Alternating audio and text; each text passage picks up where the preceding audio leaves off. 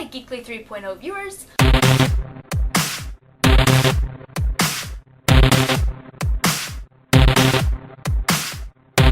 So we don't really have like a set theme this week because we kind of took a couple weeks off for various reasons, and so we're gonna start back on the themes next week. But so this is kind of a review week, and I went through all of my old videos because I honestly couldn't remember what topics I had talked about on this channel and which ones I talked about on my main channel. I was trying to think of a good topic for this, and I thought about some videos I've watched before with some of my other favorite vloggers, and one that came to mind was a video that Kaylee Hyde did that she talked about if she were Lord Voldemort, what 7 items she would make her Horcruxes out of. I will tell you what I would make my Horcruxes out of if I was Lord Voldemort. He had 7 Horcruxes, so I'm going to list 7 things. The first thing that I would make a Horcrux is this little stuffed oddball plush. I got this when I was like 6 or something, 5 or 6, and this has just always been one of my favorite things in the world. When I was little, I actually used to sleep with this like under my chin like this. I don't know how I slept. I don't know what it is about this stupid dog, but she has just meant the world to me, and I'll never be able to get rid of her. It's just one of those sentimental kind of things. But I could definitely see myself making her a Horcrux and putting a part of my soul into her.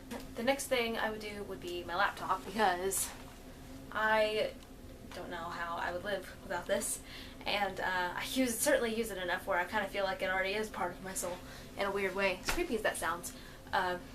So my laptop definitely would be an option. The next thing is my songwriting journal. It looks like this. It's a Wizard of Oz journal.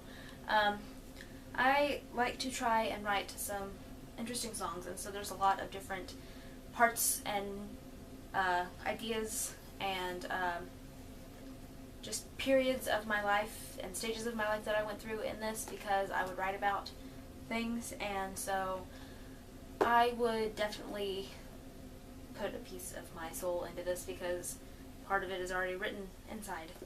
So it makes sense. But this is very important to me. Next thing I would do, keeping with the theme of the video, is Harry Potter and the Deathly Hallows, which is my all-time favorite book ever in the history of ever. It's not only my favorite Harry Potter book, it's my favorite book. Harry Potter has meant so much to me throughout my lifetime, and this is definitely my favorite book of the series, and I feel like Harry Potter's had such a big impact on my life that I could see myself putting a part of my soul into it in some form or fashion, and why not use my favorite book? It's a really big book. I forgot how big it was. Not to try and copy too many of Voldemort's ideas himself, but another thing that's really important to me is my high school class ring. And I wear this pretty much every day. Every now and then I'll switch out with a different ring, but I usually wear this one because it just fits me really well, and it's really pretty. And I'm not really like super sentimental about high school or anything, because for the most part it kind of sucked. But I really like this ring, and it has things on it that kind of stood for what I did back then and what was important to me and what actually did not suck about high school.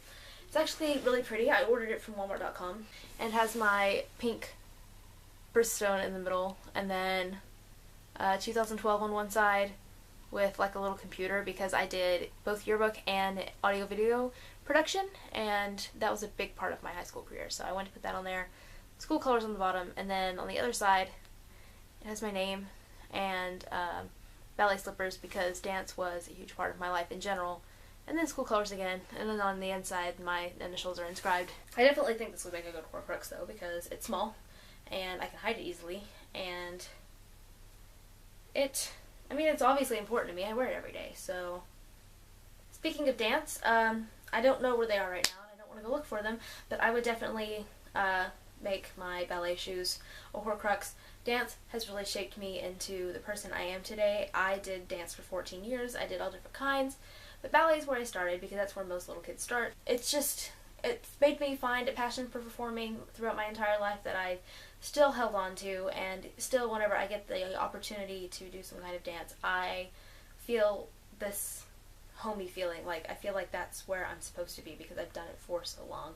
So I would definitely put a piece of my soul into dance, because dance has become part of my soul. And my last thing that I would make a Horcrux is probably this Toto doll. I've been super obsessed with The Wizard of Oz ever since I was a little girl, and Like, I literally watch this movie every day, and I've had this for a long time.